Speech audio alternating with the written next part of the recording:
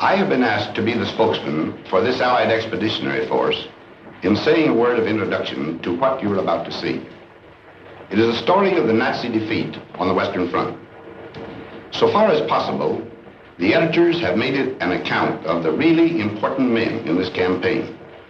I mean the enlisted soldiers, sailors, and airmen that fought through every obstacle to victory. Of course, to tell the whole story would take years, but the theme would be the same. Teamwork wins wars. I mean teamwork among nations, services, and men. All the way down the line, from the GI and the Tommy to us brass hats. Our enemy in this campaign was strong, resourceful, and cunning, but he made a few mistakes. His greatest blunder was this. He thought he could break up our partnership, but we were welded together by fighting for one great cause, into one great team, a team in which you were an indispensable and working member. That spirit of free people, working, fighting, and living together in one great cause, has served us well on the Western Front. We in the field pray that that spirit of comradeship will persist forever among the free peoples of the United Nations.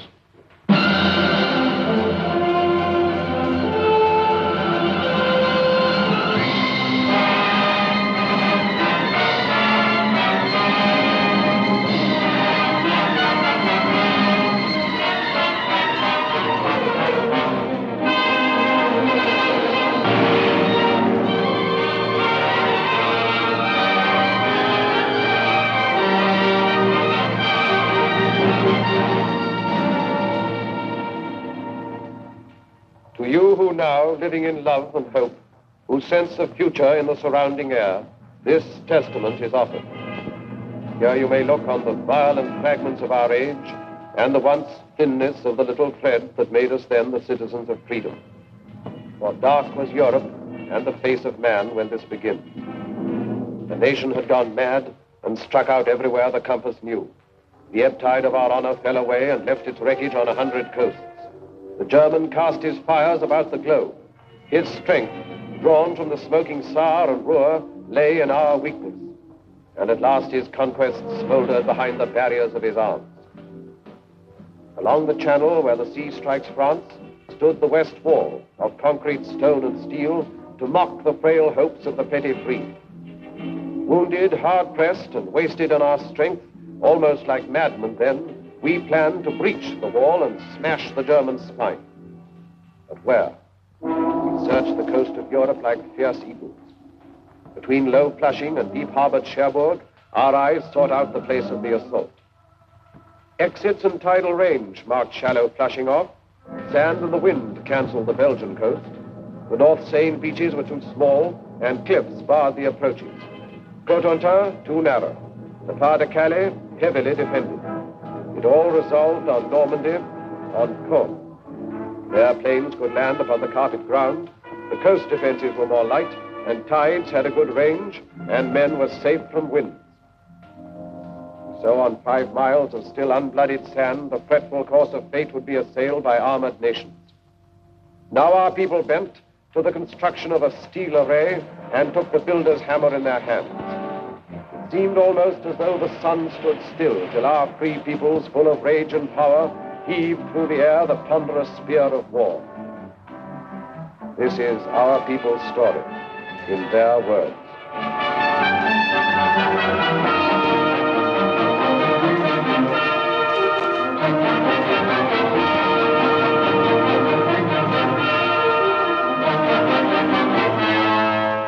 I suppose if the Battle of the North Atlantic hadn't gone right, things might have been considerably different. It was an ugly time for all of us. Merchant ships, naval escort, air patrol. I guess I had my share of bad luck. I lost 3 ships and some good friends.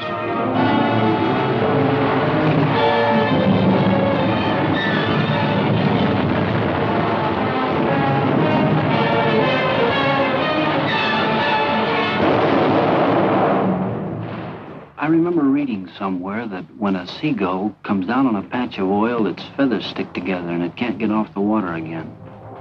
There must have been a lot of dead seagulls around the North Atlantic. Of course, we only saw it happening on the wall map. And yet it was, well, quite real. When I started there, those markers we used reminded me of toys out of some children's game. But soon they became U-boats and ships carrying cargoes, food and supplies and weapons and men to use them.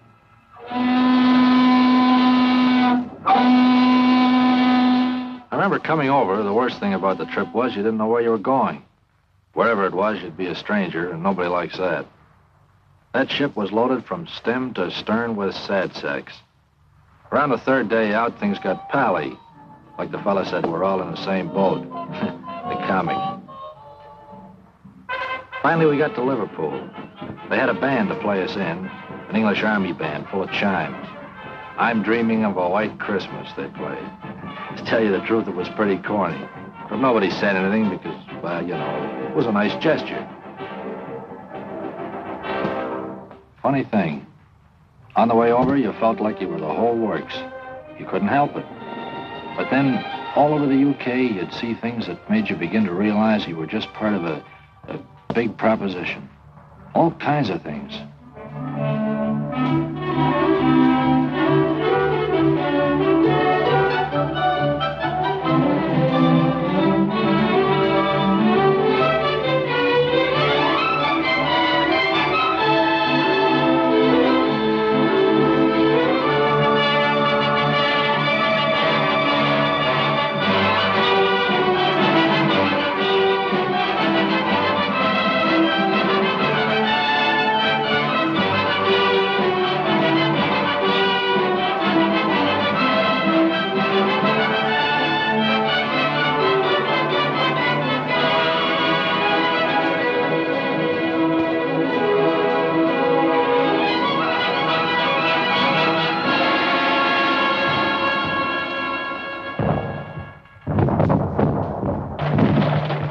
I was a pre-med student at Johns Hopkins in civilian life. Now, I do know a little something about anatomy. And I say it is scientifically impossible for the human body to stand up to the training we receive. An absolute impossibility. The muscles and tendons and bone structure was not designed to withstand that battering. Don't ask me how it happens that we did stand up to it. I don't know. It has no scientific explanation.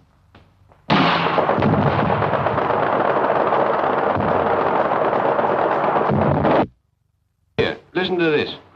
Out of one of them army pamphlets.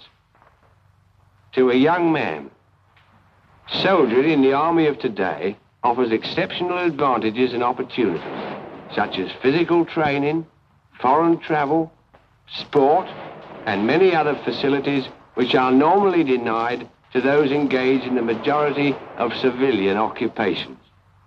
The majority of occupations in civil life become monotonous, to say the least.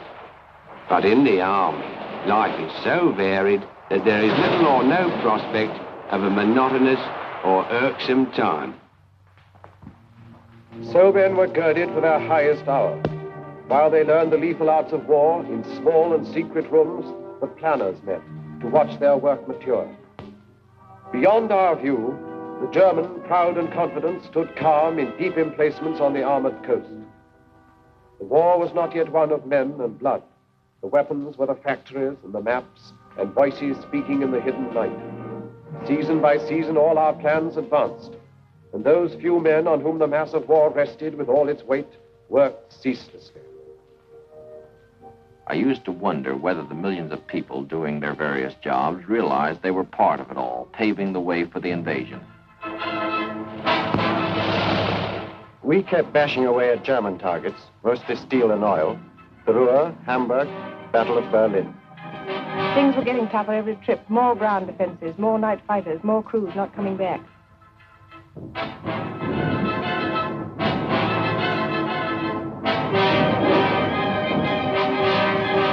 We got away early in the morning. Sometimes we'd see Lancasters coming back. A lot of times we'd stoke up the same targets they did. We beat up aircraft factories, too. It was a D-Luke service, day and night, 24 hours a day. We dropped agents over France. Must be awful to risk your neck and have to keep it secret. One-man submarines, torpedo boats, commandos. We used them all to bring back cups full of sand from the beaches for analysis.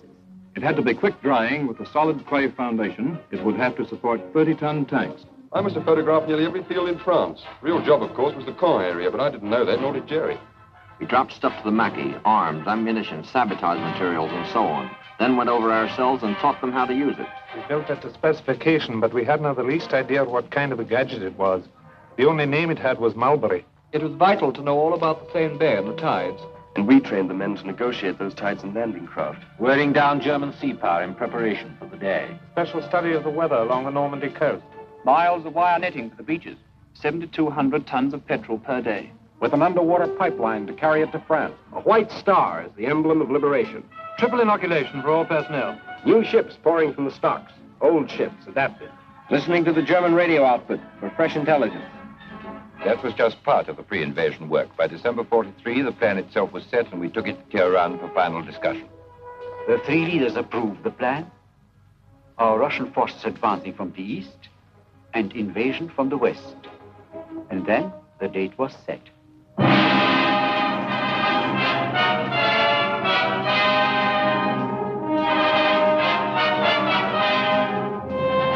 I assumed command at Chafe with the best all-round team for which a man could ask.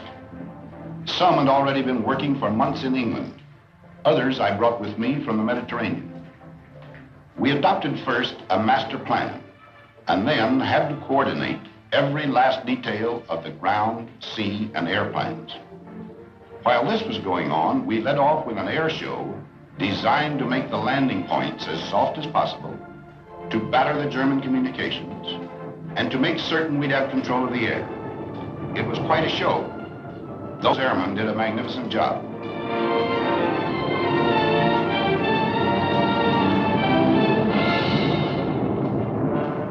We had Polish, French, Czechs, all sorts in our outfit. They'd natter away in the mess about what they'd been up to. The only word you could ever make out was marshalling yards. Us bombardiers seemed to do nothing but look down on French bridges those days. We used to ask each other, have you cut any good bridges lately? Well, finally, there was only one whole railway bridge left over the Seine between Paris and the sea.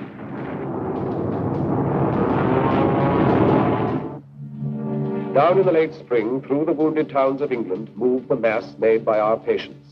2 precious years of plans were put away. The offices were empty. All the maps were rolled up on the walls.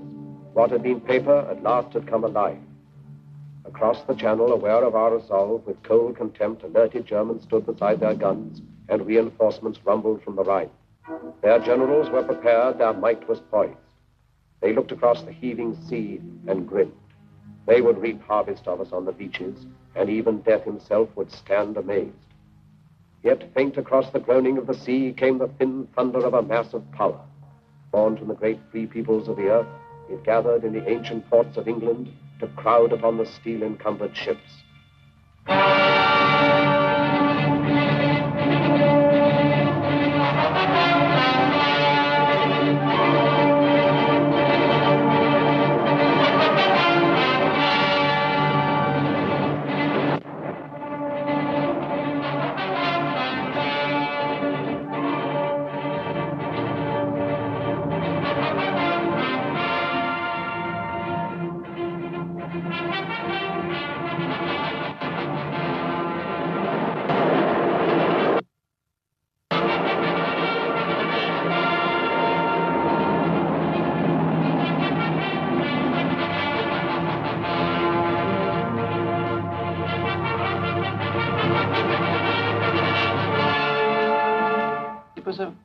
Sort of feeling marching down to the ships.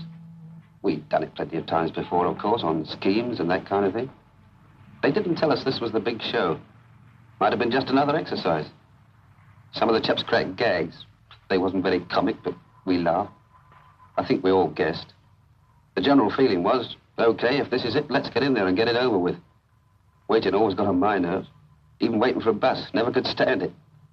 Well, after a bit, our ship found its place in the middle of all the rest of the stuff. And there we stayed, for days.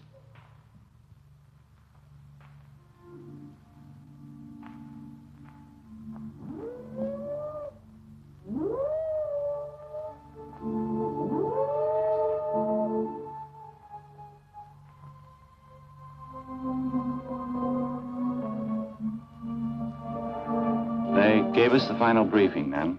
We knew what to do and how. They told us where and when. That's a briefing. I listened to every word. Wrote it down in my head like a record and kept playing over and over again. Piece of beach in the morning. Ever since I became a soldier, they were getting me ready for this. Before, there'd been time in front of me, protecting me. Now the time had worn away, and there were only a few hours left. In the morning, I'd have to face it. I tried to imagine how much fear I would have. You know, it would keep me from doing my job. I suppose everybody else was wondering the same thing.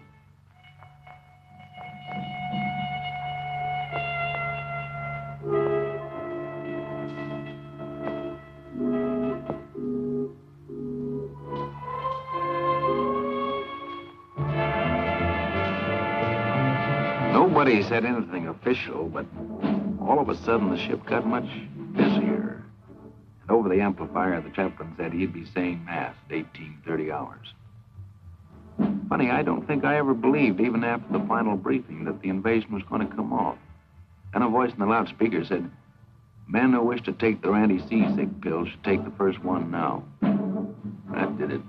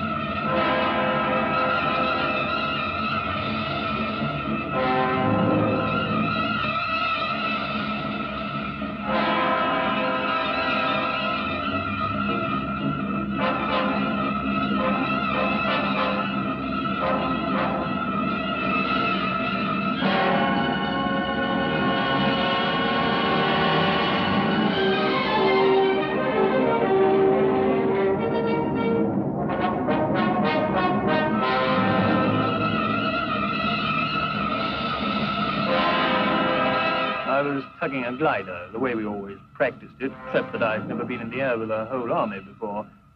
3 airborne divisions, the 6th British, and 82nd and 101st American. Just before the glider pilot cast off over the landing zone, I wished him good luck over the radio. It seemed a sort of inadequate thing to say. As Supreme Commander, let me break in at this point to say just a word about the Navy. From the moment of embarkation to that of landing, the full burden fell upon the Navy and our merchant fleets. They had to sweep the mines, bombard the coastal batteries, marshal and protect the transports along the coastline preparatory to landing, and, finally, man the small boats that carried the soldiers to the beach. On that day, there were more than 8,000 ships and landing craft on the shores of Normandy. It was a most intricate task and a vital one for the success of our plans. The courage, fidelity, and skill of the Royal and American Navies have no brighter page in their histories than that of June 6, 1944.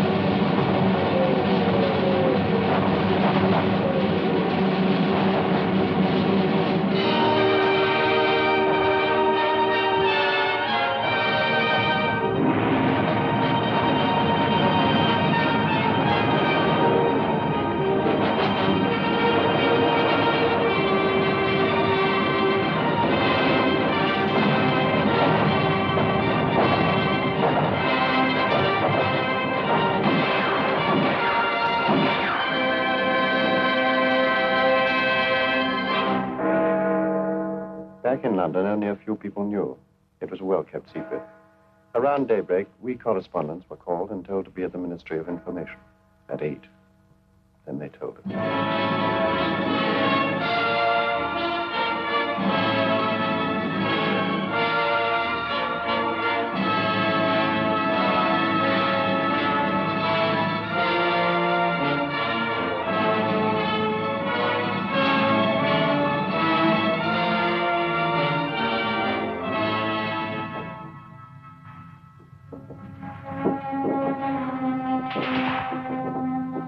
They called our beach Omaha.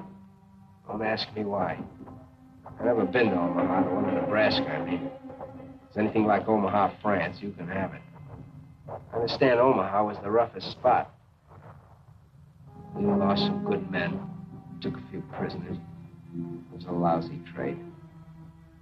We've been told what to expect, so it wasn't like a surprise or anything. It just, well, when it really happens, it's different.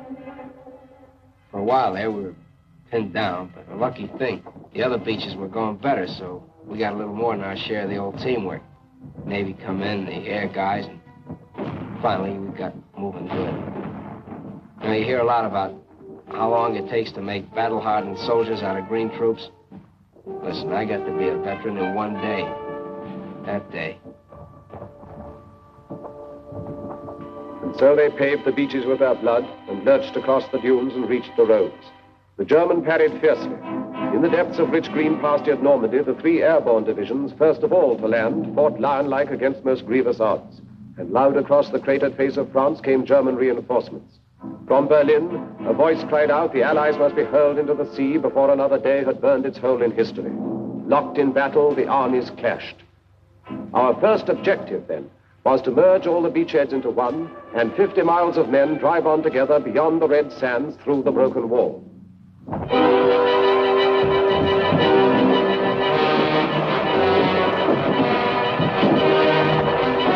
Where I was, it wasn't too bad getting ashore. After that it started.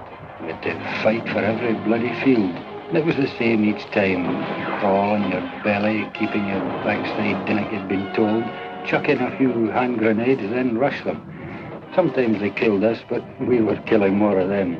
The trickiest part was the farms. They were regular little jerry fortresses. If we couldn't manage them on our own, then we'd have to wait while the company commander called back for artillery support. The Navy was still with us too, chucking in shells ahead of us. In 3 days we advanced 7 miles. Then we were told to stand fast and dig in. Next morning we heard the news. We got it from the BBC. It sounded great. We'd joined up all along the bridgehead. It was a solid line, 45 miles of it. We'd got a foothold. We were in.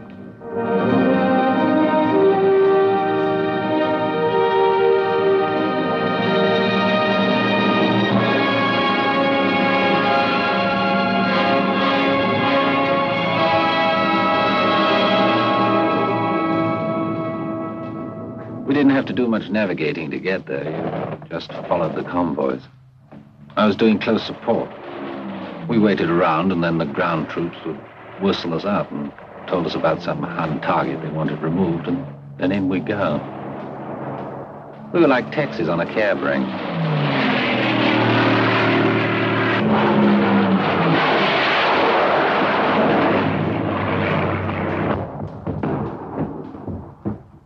Something nice about a beach, any beach. You think of a beach, and chances are you'll remember something nice. Like a party or a picnic. Pals from the old days. Girls in bathing suits. But the one I worked, Utah, looked more like a freight yard once we got going. For quite a while, we brought most supplies right over the open beach. Like we'd practiced it, and like we'd made up as we went along.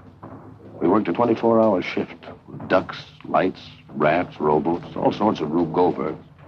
The stuff just kept pouring in. Tanks, trucks, food, ammo, guys, millions of things.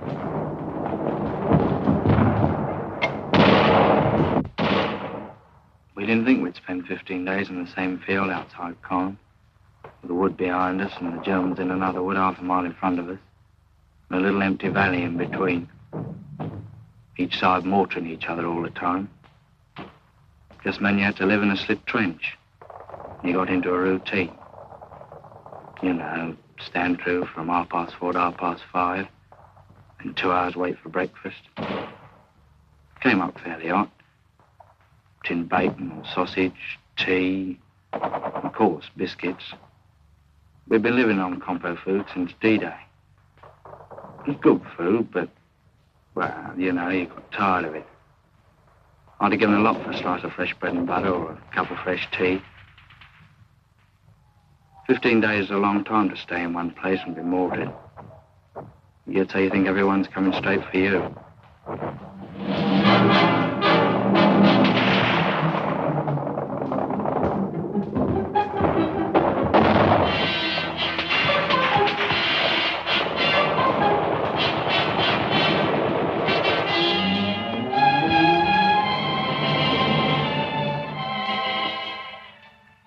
I can remember every case we ever had, especially the first one.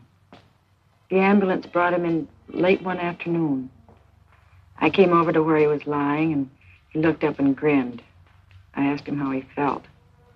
He said something about the German with a machine pistol using him for a dartboard. He was quiet and patient and a little bewildered. He'd never been hurt before. He asked how the fighting was going, and he passed out. The doctor came over and looked at his wounds and swore. Said he had no business to be alive. We put him on the operating table and did what we could. The doctor kept swearing all the time he was operating. We couldn't stop the bleeding. I remember the radio news that night. They said the casualties had been surprisingly light.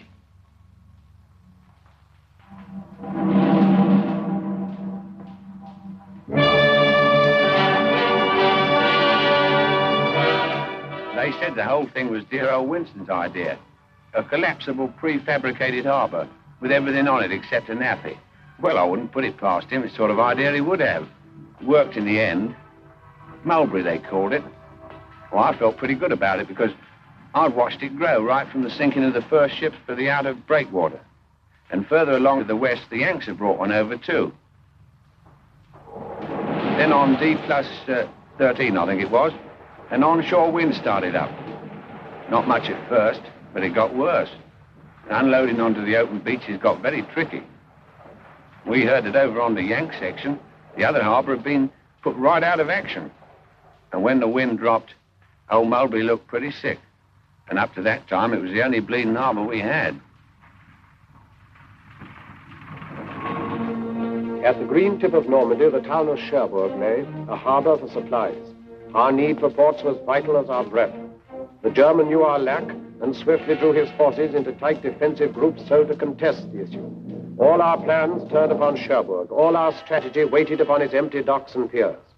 So the Americans, sent all across Normandy to the coast, swung toward the north, impatient for the port. Through hedge and field, they carved their heavy way.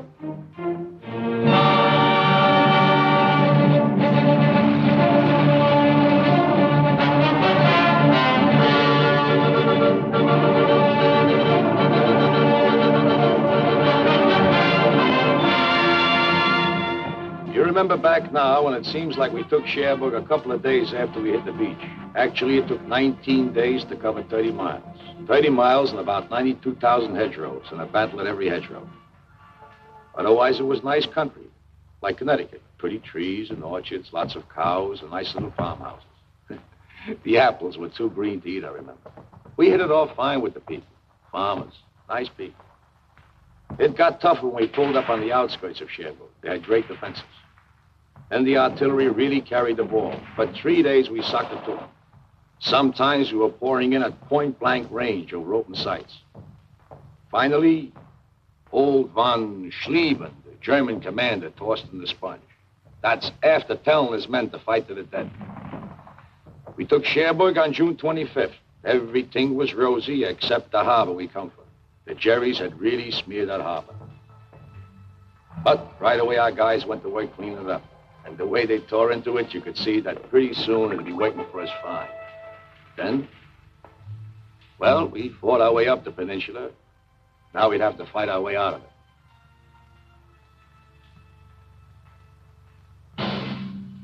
And everywhere inside France, we men of the Maquis were fighting too. I was in the north myself. We cut telephone and telegraph and high-tension lines, and eventually, when the Allies landed, we fought in the open. In the Savoy Mountains, our friends held up German convoys. Well, it was a little easier in the mountains. Boche reinforcements were delayed for many days. Factories and bridges would frequently disappear. But the price we paid for it was frightful. In the village of Oradour alone, the Germans slaughtered 1,100 out of the 1,200 population, and the place was completely burned. They were accused to have ambushed German troops. Every house was destroyed. Women and children died in flames in the church where they had been locked. Yes, the price we paid was very great, but our job was done. Caen is a town through which the easy Orne ripples its slow way to the waiting sea, capital of Normandy. And here the British struck a stone wall of Germans. This was no Cherbourg advance, a knife thrust through the fields, but rather was the grinding of a drill, inch by inch forward. Here it was the German feared a quick breakthrough to the River Seine, and here it was he massed his army's best, 10 of the 12 divisions of his armor, paratroops, SS men, the young, the cruel, against the veterans of Alamein. We wanted him to fight here and to hold the battered ground, because the future plans depended on him standing where he was. At Caen, the dust was diamonds. Every foot of ground was priceless, for by mid-most summer, Caen was to be the pivot of the war.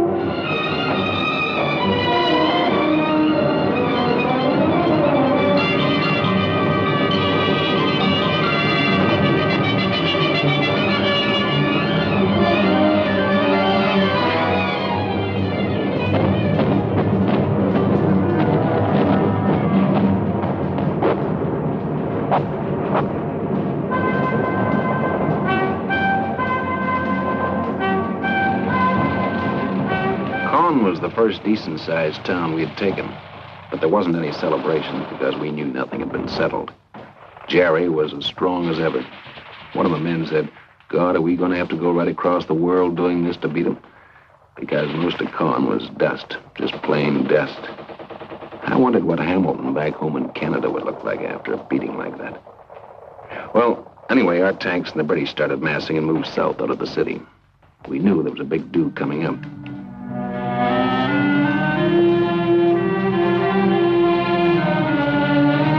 The show for us began south of Caen, where the Poles joined up with us. When we began moving forward, I heard a lot of the lads say Rommel's on the run.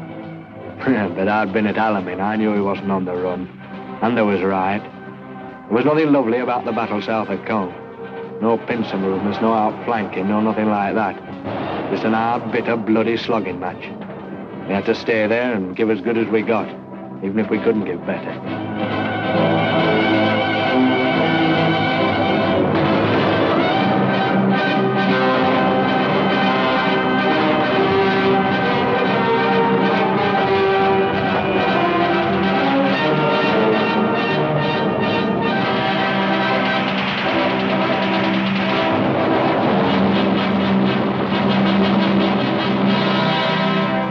Beyond the rubble and the dust of Caen, the Empire troops kept up their endless pressure. The German did not dare to disengage, but fought with all his cunning and his strength, still unaware of what we planned for him. West by Saint-Lô, the base of his defense, Americans were poised and bent to fire an armored arrow that would set alight the flame of freedom through the whole of France. But till Saint-Lô was seized, the arrow waited.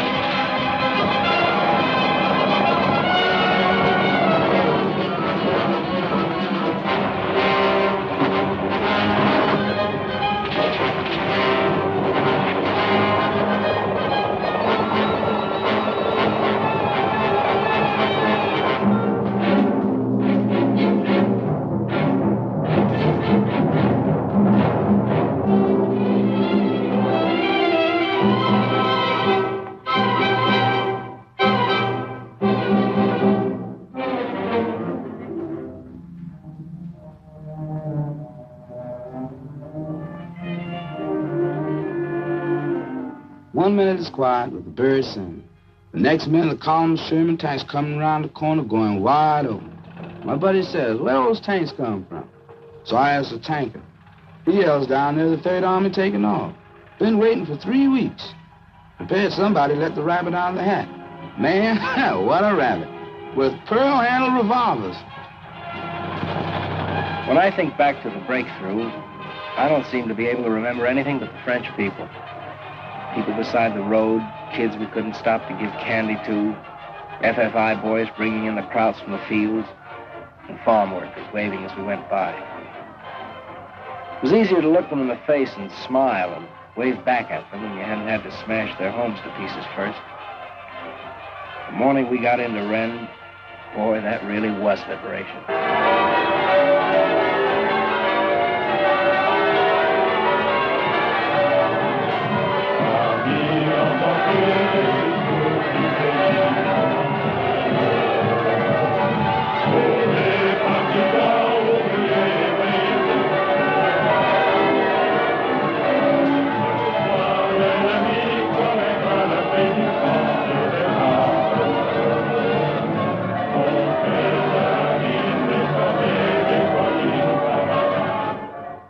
At Rennes, American armor planned to drive east and northeast, and thus surround and take the German Caen divisions in the rear.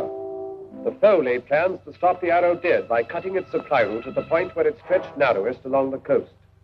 So a great force exploded toward Mortagne, hoping at Avranches to achieve the sea and drag our hopes down to the smoking ground.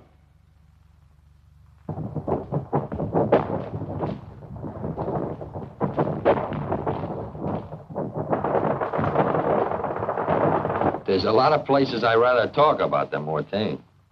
That's where I got hit. We've been going great up to there. Some of the guys had even been singing, harmonizing. And then that first German artillery caught us. Pretty accurate, too. An hour later, I was short 18 men. Well, we holed in and we hit back with everything we had. They weren't just trying to stop us, see? They want to come right through. And then me. I get a belt in the face left side and I keel. The last thing I remember is looking up and seeing those RAF Typhoons. When I heard them screaming up ahead, I thought, geez, I'm glad they're on our side.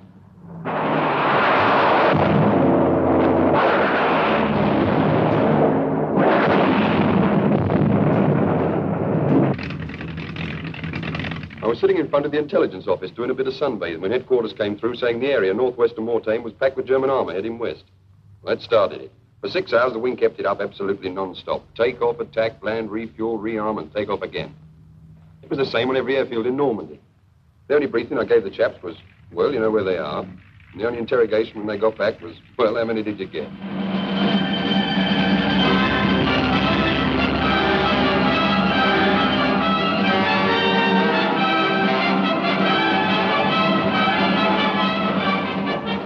Three days it lasted. Every kind of soldier was in there and every weapon. For me, it was just eating and smoking and loading at 105.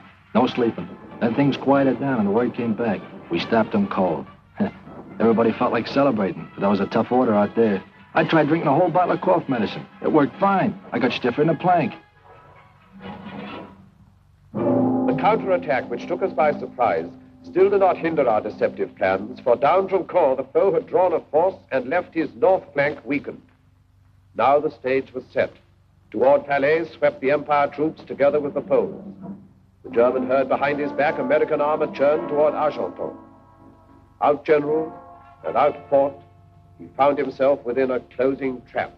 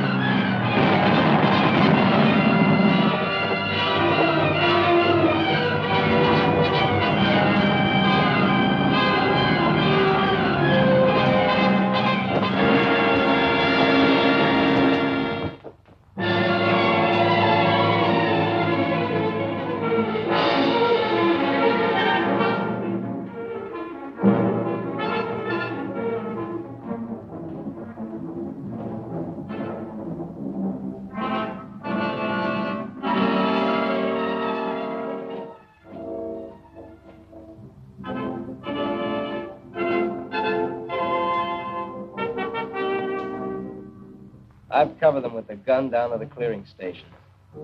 Thousands of them, and all kinds. The tough ones with the smile froze stiff on their faces by shell fire.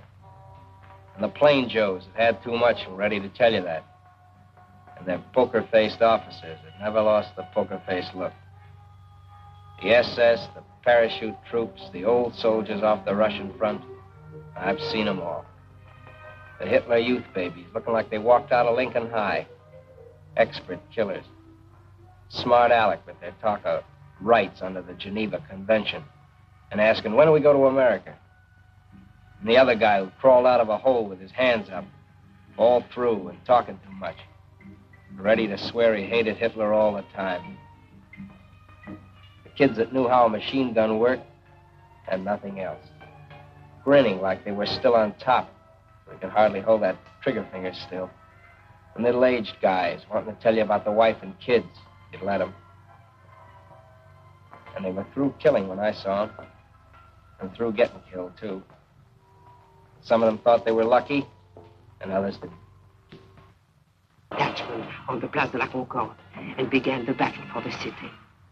After that, it seemed the French flag was hanging from every window. All the flags were made of curtains, old dresses, rags, everything. It didn't matter.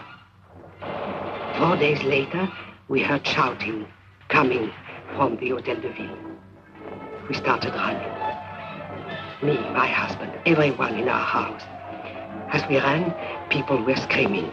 The French army had arrived. When we got to the Place de l'Hotel de Ville, we saw it was true.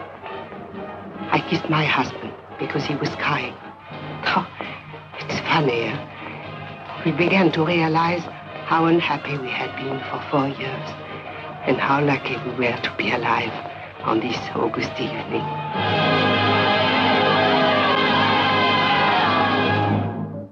The great pursuit was on. At last the Battle of France was ending, when all suddenly another D-Day stunned the shaken foe.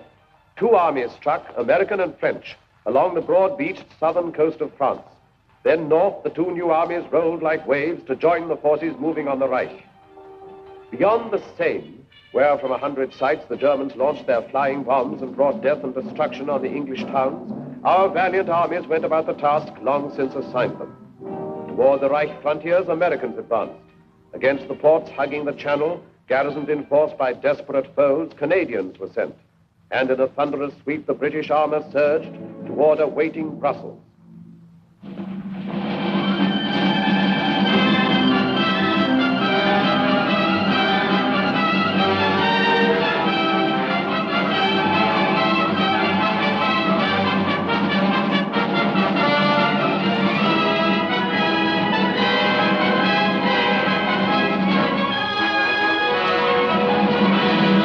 People of Brussels laughed and cried and threw flowers in the tank and said, "Goodbye, Tommy," when they meant to say hello. Man, they were happy. I suppose they were no longer afraid. I remember wondering then how the first German civilians would react to us.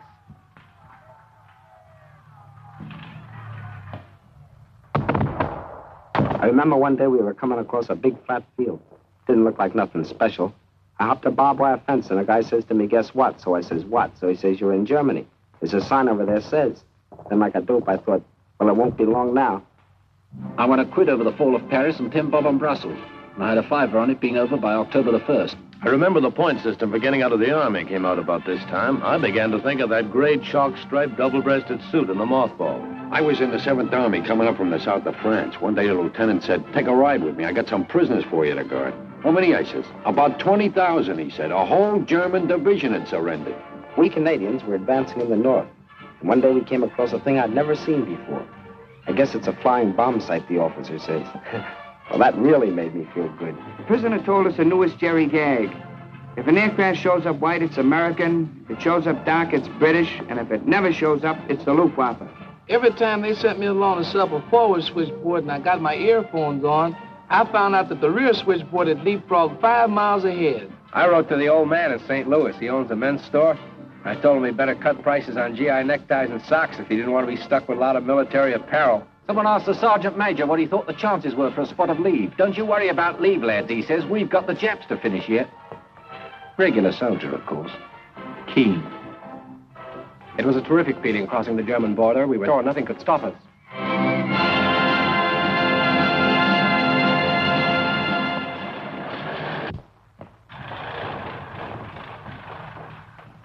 Then it happened. Just outside Metz, we ran out of gas. There just wasn't any to be had. I looked at my 30-ton Sherman sitting there, a useless hunk of iron. I wanted to bawl. I don't know how far we could have gone on, who knows. But it just stopped and sit there in the road. I knew then we were in for a rough time. When we took Aachen, the rations were short and mostly K rations at that. But we ate. Then we started to run low on ammo. Well, that was serious. You can't kill a man with K rations. At least I never heard of such an instance. From Antwerp to the Belfort Gap, our drives came to a stop. We could not then proceed until we had a port through which supplies could reach our armies. Crouched beside the quays, the German suicide garrisons held the port so sorely needed. When the German port strategy became apparent, we had to move swiftly to counteract his plan. We captured Cherbourg in a mighty rush, but he hung on to other harbors, and when he couldn't do that, he destroyed them. That was the story of Brest, where American ground, air, and naval forces fought such a long, bitter battle. In Brittany, where we were joined by French resistance forces. At the channel ports of Calais, won by the Canadians. Le Havre, captured by the British. Dieppe and Boulogne, Canadians.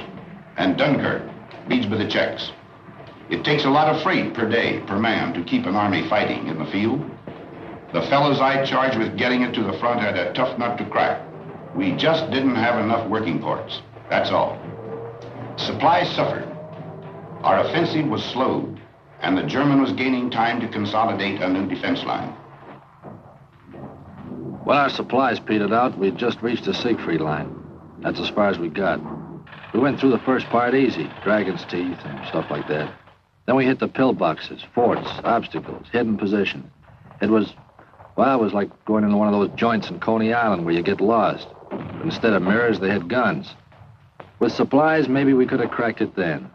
Maybe not. I don't know. Frontal assault upon the Siegfried line was for the moment fatal. There, encased in trench and pillbox, lurked the German power. A hydra 100-headed, still unslain. And all the cunning of 1,000 years of war had gone to mold its walls of steel. Yet every line must somewhere have an end. In southeast Holland, nothing lay between the British army and the German plain except 2 rivers and a town. And so we made our plans. To send an airborne army down to seize Eindhoven and the bridges at Nijmegen and Arnhem. Then to hold them for the force that would sweep up like thunder from the south. Thus, where no line existed, would the Rhine at last be crossed in force. I was to jump last at Arnhem, so I sat right forward by the window. I could see nothing but blue skies and Dakotas with the fighters up topside like midgets. One of the boys was reading a newspaper. He showed me a funny piece in it. I couldn't laugh. The coast of Holland came along before I was ready for it. Someone yelled, "Running up now." We got to action stations. I remember thinking, what a bloody bit of bad luck to be bumped off now when the war's nearly over.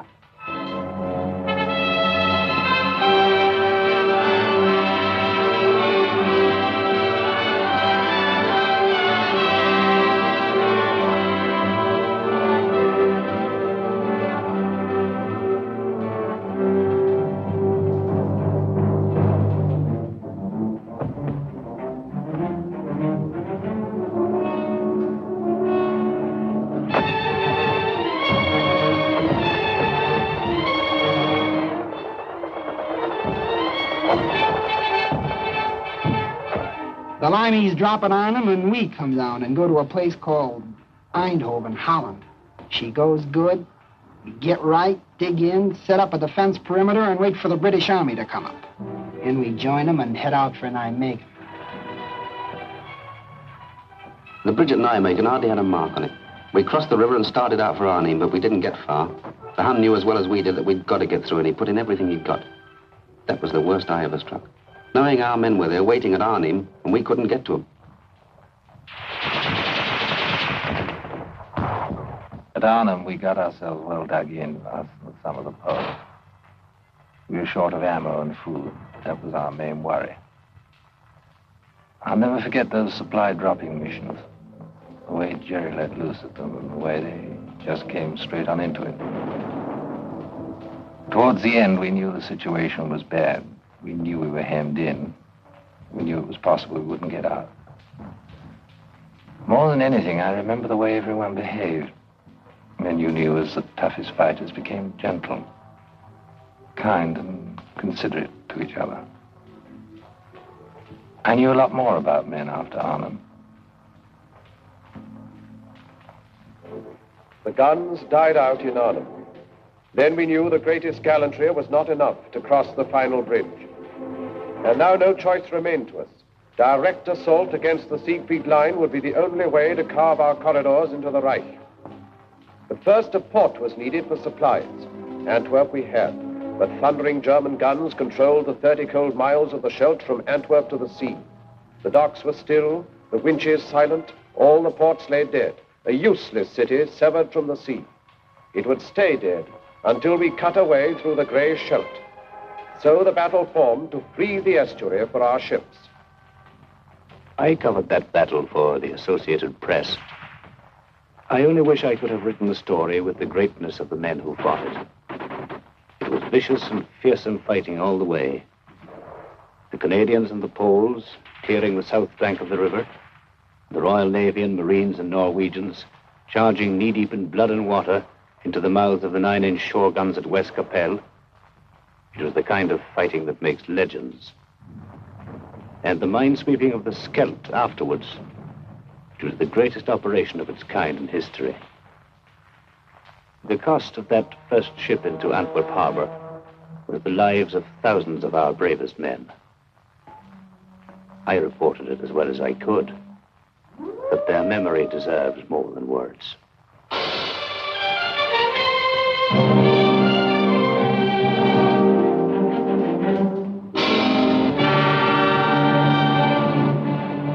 I was hauling on the first convoy to Antwerp.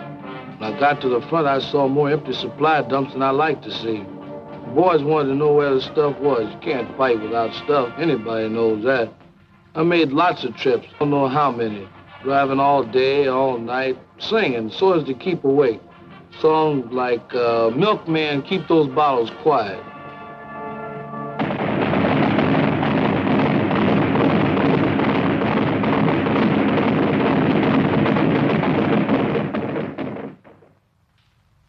My job was to see to it that they had a new toothbrush and a cot, maybe a book to read when they came over from the east bank to the west bank of the Moselle for a little rest. We brought them over one company at a time because that was all the regiment could spare from the line at any one time.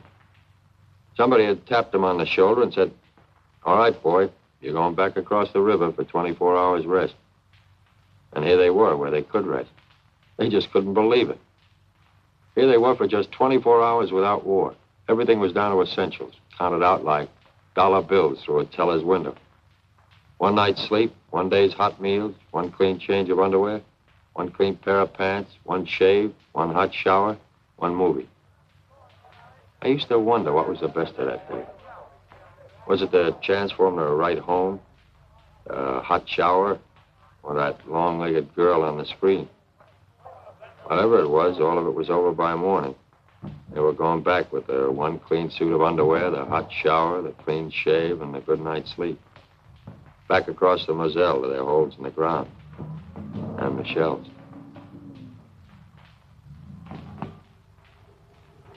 By that time, we knew we were going to see a winter campaign. There was no way out of it. The Germans were dug in and they were tough. And it was plain that until we got a lot stronger, we weren't going anyplace. The squadron was operating whenever it could. There wasn't a lot of flying. We were iced up and fed up. Suppose you're having a swell time in Paris, my cousin wrote me. With all that perfume and silk stockings and that champagne. They called our end of the line south. We were in the Vosges Mountains with the American 7th Army. But it was very little warmth in the south.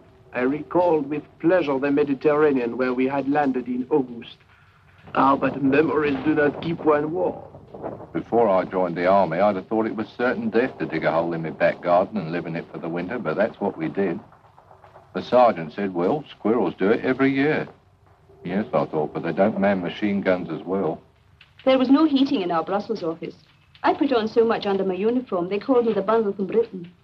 I never smoked before, but pretty soon I found myself smoking as high as a pack a day. I worried about that old law of percentages. My company was melting away.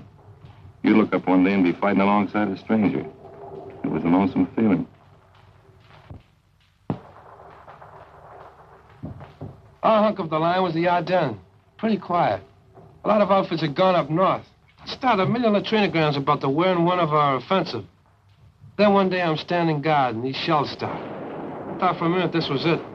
Till I realized these shells weren't outgoings, brother. They were incomings. Next thing I knew, German tanks. It was an offensive, all right, but it was going the wrong way.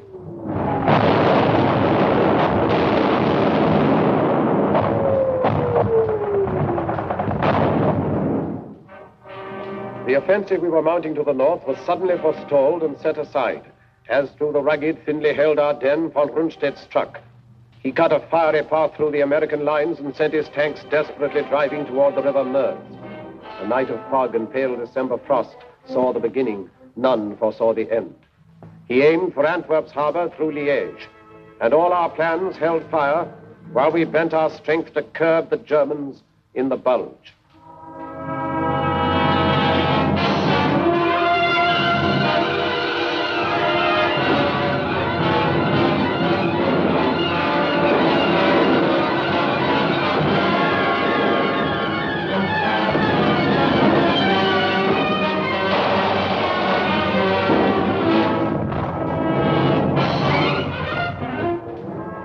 One night I was a replacement in England playing shove halfpenny in a pub.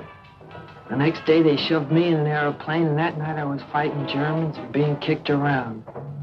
I don't know about the other outfits, but mine was being cut to ribbons. They were dropping all around me.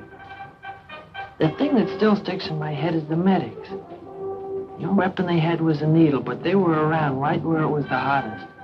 You'd hear that yell, medic, medic. Me there.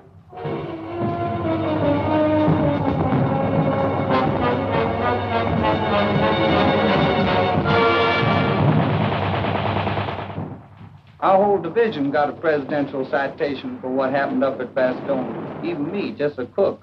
I'll never forget that old lieutenant running into the field kitchen and hollering at me if I had any idea how to operate a bazooka. I said no, and he said, well, you're going to learn now, son. I did, and I'll be doggone if in the first shot out the barrel I didn't get me a Jerry tank. Got interviewed later by Stars and Stripes. They said it was a crackerjack story. I tell it at the drop of a hat. We've been up north where things were a bit static, so we were quite glad to be moved down to the top side of this bulge. Coming down through Belgium, we noticed how scared some of the civilians looked. Natural, I suppose. We were held in reserve for a week, and then they sent us into action. On account of the fog, we couldn't get any air coordination. You sure miss it bad when you've gotten used to it all the way since D-Day. And then on December 24th, like a Christmas present, that sun come up, and after a while we was giving him the old 1-2 again.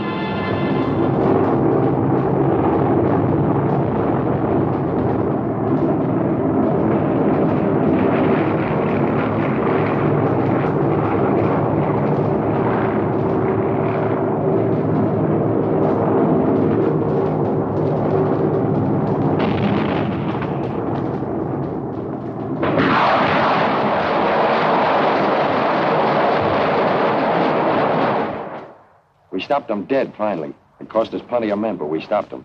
And we started moving ahead again. The rest of us.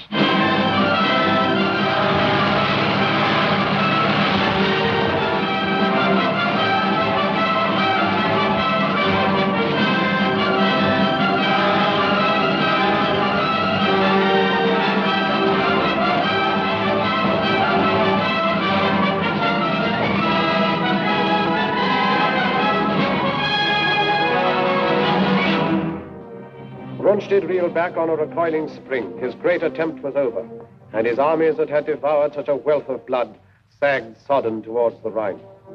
At Yalta then, while dire explosions shook the German fronts, the three great architects of freedom met to fix the final blow and plot the peace. And even as they met, we moved to act upon our strategy. We wished the foe to stand and fight upon the western bank of the Grey Rhine, for there we could destroy him, outside his fortress, open, unprotected by any bridgeless river. Down we cast the gauntlet, challenging him, stand and fight.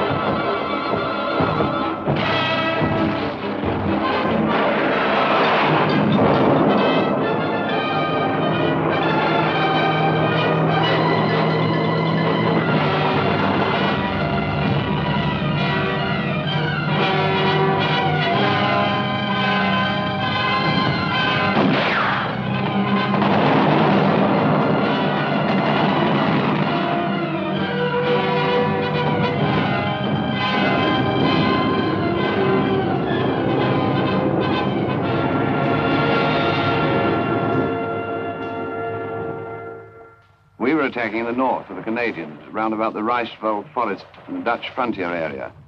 It was wet and filthy. They nicknamed our army commander Admiral Creeler.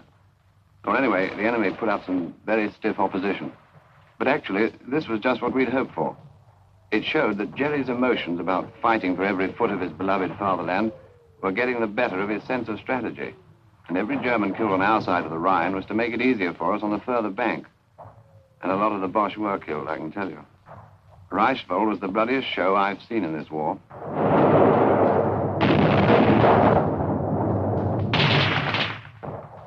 It was one of the push. The captain told me 8 divisions. He usually knows. He follows things like that. I was with the outfit that took Mönchengladbach, I think you say it. There weren't many civilians in the streets, and even the ones that were there, we weren't supposed to talk to unless we had to. There was a $65 rap for fraternization. I wonder how they happened to figure out that number. I mean, why 65? We could see the Cologne Cathedral a long time before we got there. That tower was our objective. It was on the Rhine River. We went fast, and by the time we got into town, there wasn't too much fight left in it. Cologne was mangled, all right, but there were still a few buildings standing. I was sorry.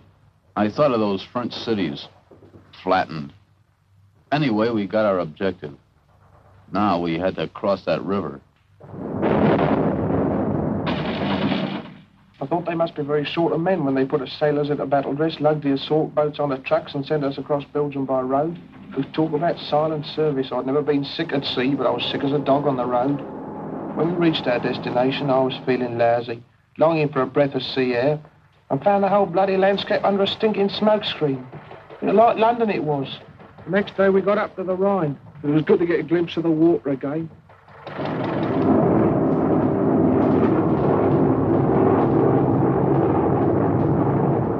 Our Air Force is giving the old lumps on the east bank of the Rhine, but I was still nervous. The Germans had blown the bridges, and we knew the crossing would be amphib.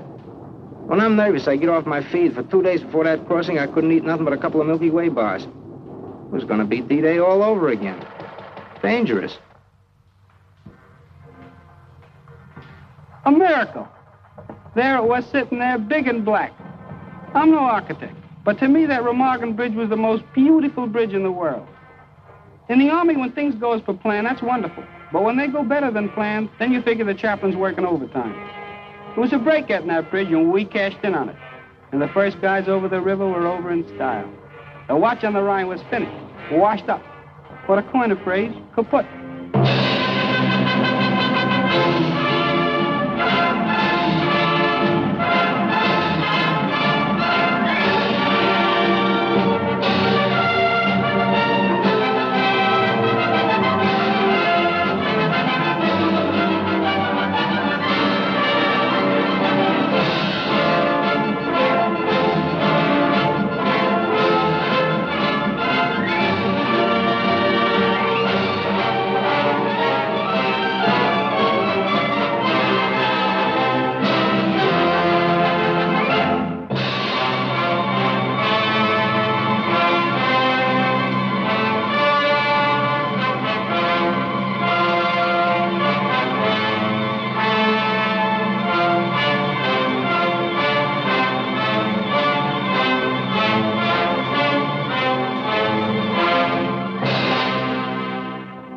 We got across okay and everything was going fine. But suddenly I get detailed to guard some German prisoners. I'll never forget their faces when them airborne blokes started to come over. They just stood there looking up at them. And then after about half an hour of it, one of them looks at me, looks up at the sky, and says, propaganda.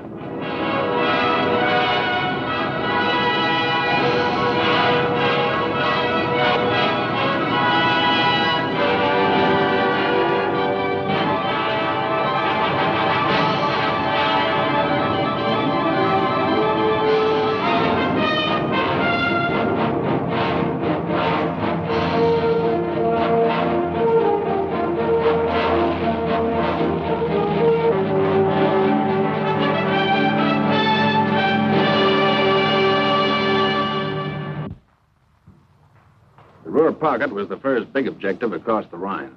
We and the heavies sealed it off, then the ground forces wrapped it up. After that, they exploded in all directions. Cut the Jerry armies up in pockets, then take them one by one. That was the program. The Third Reich was being carved up like a Christmas turkey. Chasing the Boche was getting a little bit monotonous. We hardly ever saw him. Only burning houses, a few shells, and occasional sniper's rifle shot. It was a silly kind of defiance, I thought. Then one day the routine was broken. We came across a prisoner of war camp, other ranks, Yanks mostly. They went mad when they saw us, screeched Red Indian war cries, pummeled one another, and asked what the news was. Seemed ashamed to tell them when they were so happy. Well, there's nothing for it. I told them. President Roosevelt died yesterday afternoon. You should have held them quieting down. For once in this campaign, they all felt as though they'd suffered a major defeat. I'd have liked to have stayed there, talking to them, trying to cheer them up. But we had no time to lose. Jerry only had a few hundred square miles of earth left to scorch. Our job was either to hurry him up or scorch it for him. We were in the home stretch, cutting deeper all the time, when we ran into these displaced persons, slave workers. They were sick and hungry from all over Europe. The roads were jammed with them, but they kept out of the way and didn't give us any trouble. Like a fella said, there's a lot more than town's going to have to be reconstructed. I wondered what was up when all RAMC personnel in our lot down to stretcher bearers were urgently called for. I soon found out we'd taken the Belsen concentration camp. Well, I'm not squeamish. I've seen amputations, operations, deaths long before I went to the army in 41. I was a warden. I lost count of all the arms and legs I pulled out of the wreckage down in Croydon. I got quite used to it. But this was different. Very different. I don't know any words big enough to make you understand what we all felt. All I can say, and I'm proud of this, is that I had to fall out and be quickly sick in the courtyard. As I say, I'm not squeamish, but, well, I'm human, and thank God for it. The government sent a few of us congressmen over to see those camps. And if there's anybody left who wonders if this war was worth fighting, well, I wish they could have been along. There it was, right in front of us. Fascism and what it's bound to lead to, wherever it crops up. I talked to some of the prisoners, the ones that had the strength to talk. Their offenses were the usual Nazi crimes. You know, wrong religion, or wrong race, belonging to a union, or the wrong political party. In Germany, it led to over 400 camps, like the ones I saw. It was the worst thing I ever saw in my life, and I wouldn't have missed it for anything.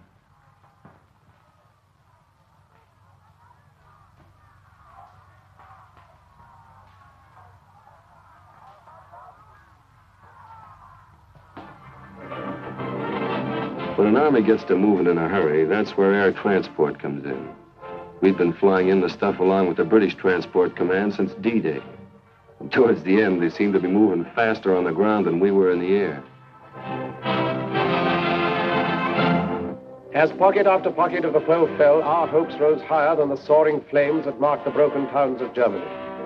In Italy, 1 million prisoners came in, as with a single sudden blow, the German power was smashed. Then our tanks drove through the southern mountains, where the foe had hoped to make his furious final stand. The Russians took Berlin and cut the heart from Hitler's empire. And he himself who planned to rule the earth from pole to pole vanished like smoke among the falling walls. Upon the green banks of the River Elbe, we waited for the East and West to meet.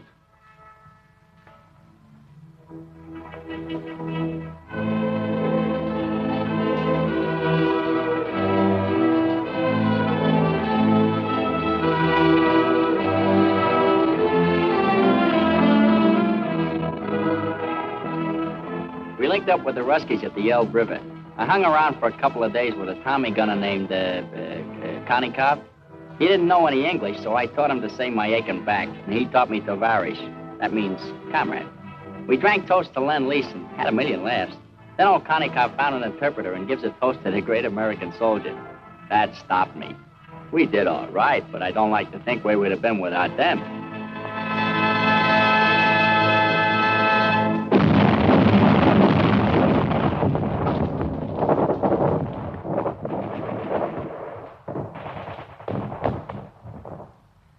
We were going towards the Danish frontier, Bremenfeld, then Hamburg. The rot was setting in. 1.5 million surrendered in the north. The fighting was nearly over, and our job was beginning. We'd been training a long time for the administration of Germany, and we were prepared for plenty of trouble. Sabotage, passive resistance, or perhaps something more violent. You know, werewolves in sheep's clothing. But as it turned out, most of them were docile and did what they were told. They seemed healthy, well-fed. Their disease was in their minds. A German woman, looking at what was left of her town, said to me, "If only you'd given up in 1940, none of this need have happened."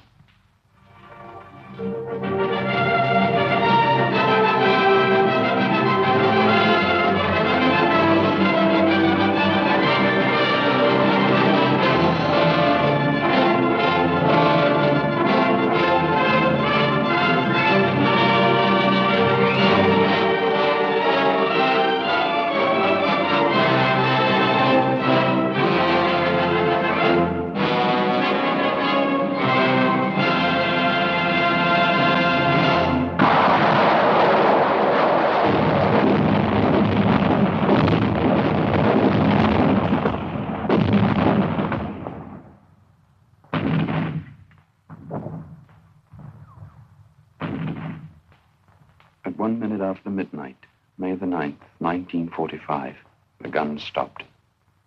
D plus 337. Now it starts. All the arguments about who won the war. Well, here's what I say. That no country on earth could have won it alone. So what does that mean? That anybody who wants to take a bow by himself is not only boasting, but nuts. I spent 4 years in the infantry, and I saw my share. And during that time, I only met 3 men that liked to fight. And they were a little cracked, but it had to be done. Now that it's over, I feel good, except for one thing. All this talk about World War III.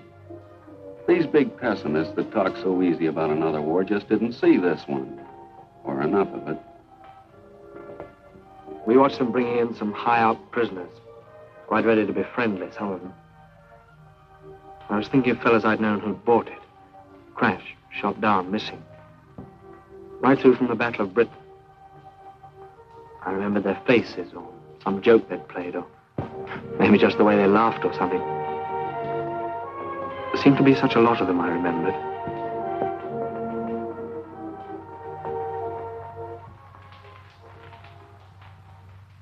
To the victor belongs the spoils. That's what they say. Well, what are the spoils? Only this. A chance to build a free world, better than before. Maybe the last chance. Remember that.